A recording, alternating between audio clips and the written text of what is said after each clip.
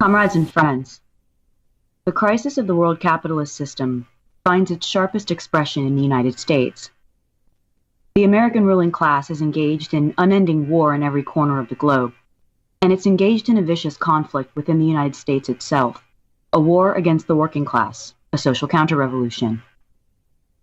The Trump administration in the U.S. represents the rule of the oligarchy in a naked form. Its tax proposals unveiled last week express the aspirations of this oligarchy, which can be summed up in 4 words: we want more money. The administration is setting the pace for the turn by capitalist governments all over the world to policies of extreme reaction. Grotesque levels of social inequality are painted into the fine details of the entire social order. The United States is a society in which 20 individuals have more wealth than the bottom half of the population.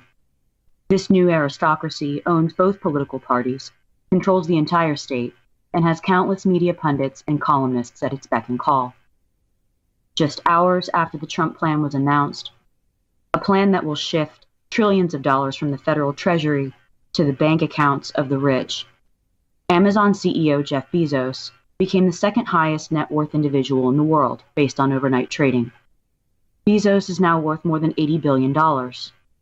Last year, his personal income, counting profits and rising stock prices, was greater than the combined income of all the workers in the Amazon offices and warehouses throughout the world. Beyond the ruling oligarchy, the top 10% of income earners have a larger share of wealth than the rest of the population combined. The upper middle class lives up to 15 years longer than the working class. Their children have access to decent education, medical and dental care, clean, safe drinking water, higher education, and safer neighborhoods. Such basic social rights are out of the reach of a growing majority. For the working class, life expectancy is lower, general health and well-being is poorer, educational, employment, and cultural opportunities are far more limited. For the bottom 1/2 of income earners, it's hunger and homelessness that are the greatest worries. As the financial aristocracy tries to rob older workers of their pensions, the burdens of student loan and medical debt on younger workers has meant delaying or giving up on buying a home and starting a family. Democrats and Republicans alike, eager to cover up the yawning chasms of class division, make pitiful attempts to pit urban and rural populations against one another, as if there's no shared experience of the struggle for jobs and decent education amid crumbling social infrastructure, drug epidemics, and murderous police forces.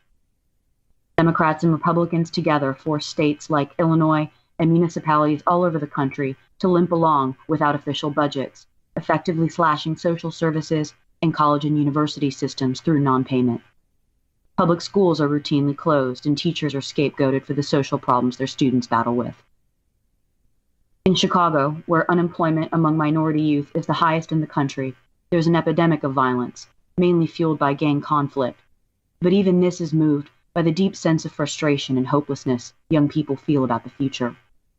This is a city that's been ruled for 8 decades by the Democratic Party and maintains a notoriously violent police force, who are no doubt emboldened by Trump's authoritarian politics. Immigrant workers, in addition to facing all of the challenges and deprivations of working class life, have even fewer rights and much higher rates of exploitation, wage theft, and other abuses, including blackmail and extortion. Arrests and detainment and terrible internment conditions have doubled this spring under Trump, on the heels of Obama's record-breaking deportation numbers.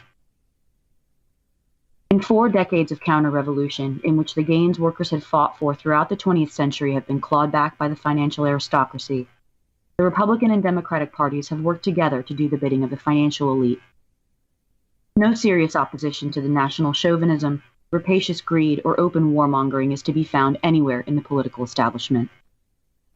After the 2016 presidential election, when a stunned population woke up to a President Trump, it was Obama himself who said that the bitter elections were just an intramural scrimmage and that we're all on the same team. After leaving office, Obama has shifted quickly into money-making mode, pulling in $400,000 each for 2 speeches, more than the majority makes in an entire year or even 10 years. Such is American politics today. Trump does not represent a sudden departure in American politics, but rather the culmination of social processes over decades. Obama oversaw the greatest transfer of wealth from the working population to the multimillionaires and billionaires. Continued the wars in Iraq and Afghanistan, while adding Libya, Yemen, and Syria to the battlefield. 25 years of constant war are incompatible with democracy. The methods of repression to brutalize people abroad are being brought home to use against us. The nationalist poison that comes out of the mouth of the billionaire Trump, in all of its arrogant stupidity, is the undisguised voice of the decadent, violent, and backward ruling class of this country. Combining threats to use unlimited military force and CIA torture and assassinations with the promotion of America First nationalism, Trump has called for the building of a wall on the border with Mexico and police state measures against American Muslims and all immigrants. Socialist Equality Party calls for the defense of social rights of the entire working class, uniting workers, native and foreign-born, black, white, and brown of all sexes and orientations. In this we fight to raise the political consciousness of the international working class, to oppose all forms of national chauvinism, racism, and anti-immigrant baiting, linking workers and youth in the U.S. with those around the world to oppose imperialism and the growing threat of world war. We stand by the principle of the international unity of workers of all lands. Workers and young people in Latin America, Asia, and the Middle East are not the enemies of working people in the United States. It is not they who have robbed us of our wages, slashed our social programs, and dismantled our public education. It is not they who have destroyed the Constitution, erected massive surveillance systems to spy on our communications, and monitored our activity. It is not they who send young people off to kill and be killed in an effort to control the world. The ruling class is preparing to suppress opposition, rejecting the rule of law and attempting to make authoritarian rule official. This is their response to the crisis, not jobs, education, healthcare, and peace, but austerity, repression, and war. There is a powerful social force to oppose all of this. It's the working class.